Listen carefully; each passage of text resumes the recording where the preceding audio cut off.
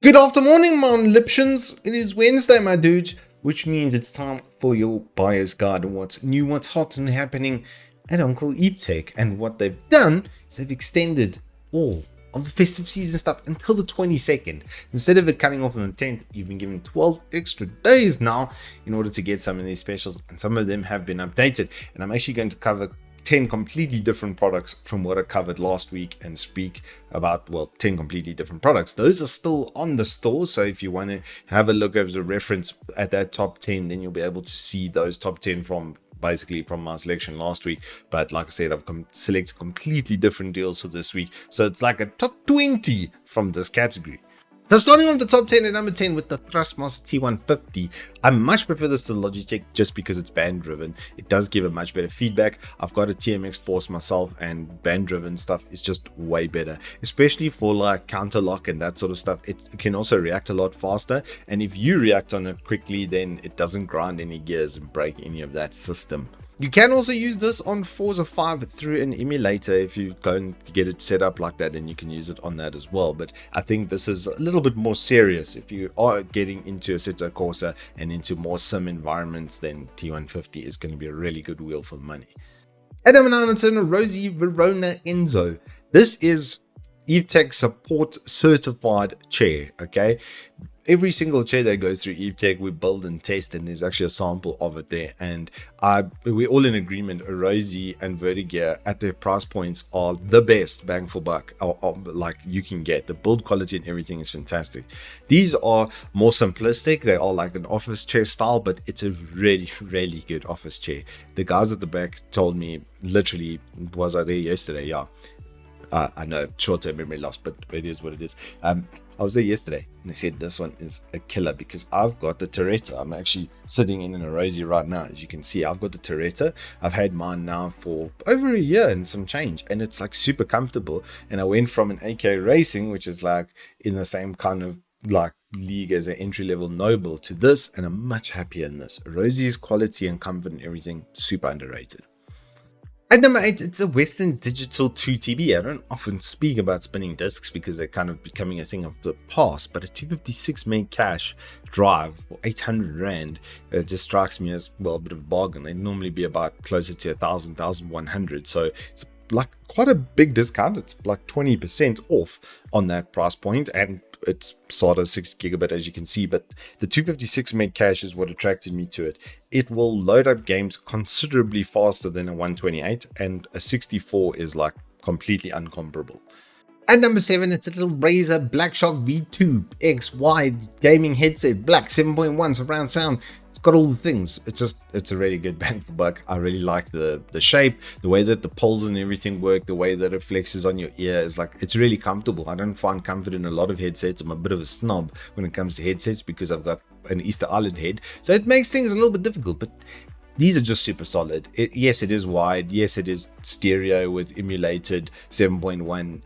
Scrap all the emulation. Stop going for this, please, guys. I can't stress this enough. 2 really good speakers are going to be way better than 5 small bad ones. If there's 5 speakers inside of the headset, how on each side, how good could possibly each of them be? The answer is rubbish. So they stopped doing that. And I've got the original Zalman 5.1s. I actually still have a set and they still work. And they were rubbish. Okay, they're absolute rubbish. A good set of stereo headphones is going to beat that every time. And that's exactly what this is. The price versus performance here is exceptional. At number 6, it's Old Faithful. The MX518 is on sale. These are normally closer to 900 Rand. These are 600 Rand right now. I know some of us can't get away from this ergo shape. I was one of them for a very, very long time. I used this mouse solidly for 8 years, and it really is the legendary born. They've put in the Hero 16K sensor, so it's got 400 IPS 40G acceleration, if I'm not mistaken. Yes, look at that. It's like I've read a spec sheet before. This thing is sick, okay? Like, it's one of the best mice ever made for a reason.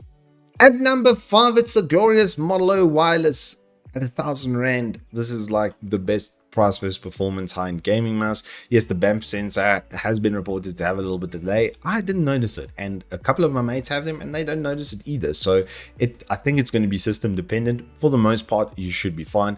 Battery life of 71 hours is with all the RGB and everything turned off. You're probably going to need to leave it plugged in overnight at least once every 2 days. in order to carry on using it. But that's pretty normal right now, and especially with it weighing 69 whole grams and being wireless, it is very comfortable and very light. Just ahead of that, at number 4, is the Razer Viper Ultimate, just because it's everything that the Model O is, but better. The wireless is further, the battery life is better, the everything, just every single thing you can tick off is just better. The performance of the sensor, etc. This has been one of the best mice I've ever used. You can see with the accuracy of it, I mean 0.4 error rate is practically undetectable. Because of that, a lot of FPS pros like your boy Taco do actually use this mouse. It's not just one of those Hong Kong endorsements. It really is a really good mouse. Now we break into the top 3, and this is where things get exceedingly interesting, because some of these upgrade kits are like this one is like absolutely sick. B550 Plus is going to give you PCI Express 4.0. It's also going to give you compatibility for 5000 series. 16 gigs of the 3600 MHz CL18 kits from Clev, which I've tested with absolutely everything, whether it be Intel, AMD, whatever. The quality and performance is exactly on par with any of their competitors at the same timings, and sometimes actually a little bit faster, funnily enough. The Ryzen 9 3900, it's a 12-core, 24-thread. What do you want to do? You can do it. Whether it's development workload, 3D rendering, we were discussing the other day, this would be great for that. I would just, if you are going to do stuff like that, just maybe do the 32 gig RAM upgrade, because then you're going to be, 32 gig RAM on that platform with that motherboard. It's going to see you for a while. You'll be able to upgrade to like a 5900X or even a 5950 when they drop in price, and just slap it on and keep going. The cooler will be good for this chip. This is only a 65 watt TDP. I've seen these reach 80 watts at maximum, and this little unit on a 5600X, I didn't go over 60 degrees. Exact same TDP setup as the 3900, so it should be in the low 60s at all times. So the value here is extremely high. 12,000 Rand for this kit. You probably looking at about 7,000 to 8,000 Rand just for that processor. Maybe a little bit less than that. Let's say 6.5. Let's say half of that bundle is that. But for the rest of it, you're getting 32 gigs of really good RAM, a cooler, and a motherboard for 6,000 Rand. Like, it's a really strikes me as really good value. At number 2, it's literally the best price versus performance graphics card. If you need a reference point for the performance stats and stuff, always have a look at Tech Power Up, search for the default, and then like the default chip, like a 1070 or whatever you're looking for, and then they'll have a bunch of reference points around it. And this is actually on average, where they're testing 7% faster than a 2070 Super. So that puts it like about 20% to 25% behind a 3070. That costs 17k at 10.5. It just makes so much sense. Like, it's 50% the less price for 20% the less performance. And if you're gaming on 1080p and you've been looking for that 1066 gig card of yesteryear, when that came out 5 years ago, it was that absolutely massive price versus performance smasher. AMD is in the driving seat there now with this card. This is like a serious thing. It's beating a 2070 Super, just to give you an idea. It's like 3060 performance, but with a $3,000 discount. And finally, in the number 1 spot, this bundle is back, and I'm really glad it is, and it's actually with even better memory, because Evetech got quite a deal on this RAM by the looks of things, because now it's in everything, which is great. So 32 gigs of RAM with a Ryzen 5 3600 and an X470 Gaming Plus Max, a board I have built with it. Is really nice, really nice board actually. It's now 8,300 Rand. That's like, the homies are paying that like on carb for like, second-hand parts. That's what they're paying. Like, you'll pay like 6.5 grand for the same thing second-hand. Like, that's already a year, maybe 2 years old. This is brand new out-the-box stuff. I do have to warn you, you're not going to get a box for your CPU, because these are tray CPUs. That's the only way that the price can be brought down as low as it is. If you want to pay more just to have a box, go for it. Knock yourself out. My opinion, trust this thing I built with this exact kit. It's flawless. It's going to run really well. If you want to even put a 3070, 3080, it's not going to bottleneck much with that chip. And if you're unhappy with it, just upgrade. Just get yourself a 5000 series and put it on your X470 motherboard.